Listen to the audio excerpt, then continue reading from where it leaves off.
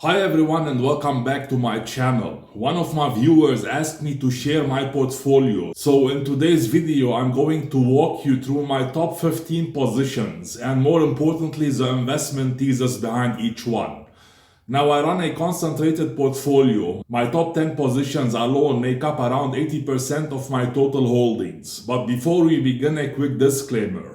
Just because I own a stock doesn't mean I would buy it at today's price. This is not financial advice. These were investments I made when valuations were attractive. Always do your own research before investing. Let's begin with my biggest position, Mercado Libre. Mercado make around 20% of my portfolio. This is a founder-led company which I always like because management is typically aligned with long-term shareholder value. Mercado is essentially the dominant e-commerce and fintech ecosystem in Latin America. It's been growing at over 30% for years, and I believe that growth can continue. Strong moat, strong balance sheet, and a true growth machine. Xiaomi, my second largest position is Xiaomi, also founder-led by late Jun. What I love here is their ability to build a low-cost, high-quality hardware ecosystem. They are evolving beyond smartphones into a fully connected ecosystem, smart homes, appliances, and even electric vehicles.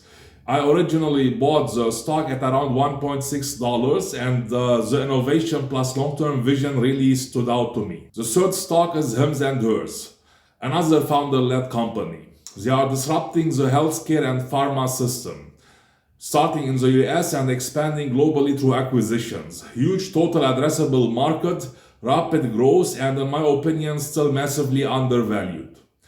The fourth position is Coinbase. Now this one might surprise you.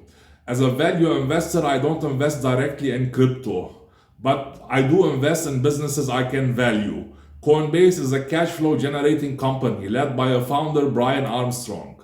I bought it around $60 and trimmed my position near $340. It's highly correlated with Bitcoin, so my strategy is simple.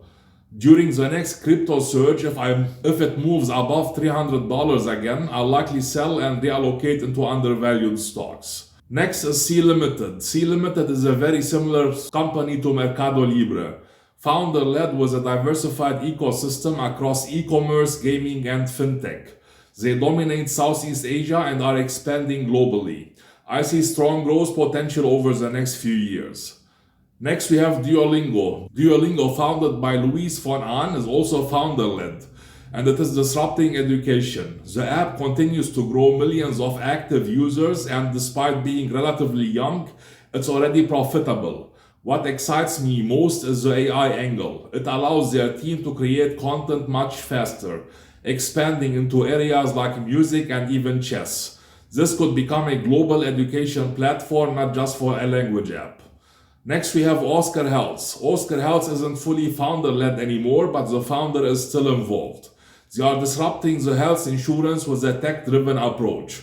Revenue is growing around 20% per year, and while they're not yet profitable, management is targeting a 5% margin. If they execute, the upside could be significant. Then we have Meta. I bought Meta when it was around $140. It is founder-led by Mark Zuckerberg. This is a cash-generating advertising giant with massive AI upside.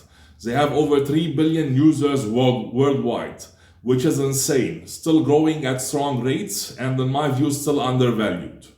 Next we have Celsius Holding. Celsius is disrupting the energy drink market, competing with giants like Red Bull and Monster. They're gaining market share every year and still have a lot of global growth ahead. A key advantage here is their partnership with PepsiCo, which handles global distribution. I always preferred investing with the disruptor and not the one being disrupted. Then we have Evolution AB. This one hasn't performed well for me. The original thesis was a high-margin, founder-led B2B live casino leader with strong pricing power. They generate a lot of cash, but growth have slowed. If growth doesn't pick up soon, I'll likely exit, because when the thesis changes, the investment should too. Next we have Kaspi. Kaspi is a super app dominating Kazakhstan. It is founder-led with strong network effects. It's basically an app people can't live without. It's expanding into Turkey, which could be a massive opportunity. And on top of that, it pays a dividend while I wait. Then we have StoneCo. I bought StoneCo at around $7 during the crash and made solid returns. They're buying back shares aggressively and have a strong position in Brazil. However, growth is slowing and competition is intense. Once it reaches fair value, I'll likely exit and reallocate.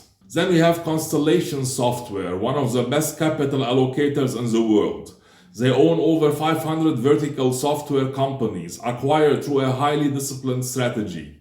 The stock sold off due to AI fears, which created a rare opportunity to buy a high-quality compounder at a discount. Next, we have ADN. ADN is another founder-led company led by Peter van der Does.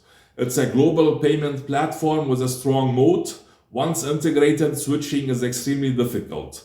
Currently trading at a reasonable valuation for a business growing around 20% annually. Last but not least, we have Zeta Global, an AI-driven marketing company disrupting traditional advertising.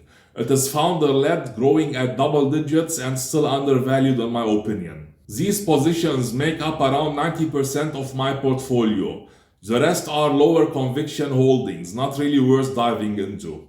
I've also created detailed videos on each of these companies covering their business models, financial and valuations. So check those out if you want to go deeper.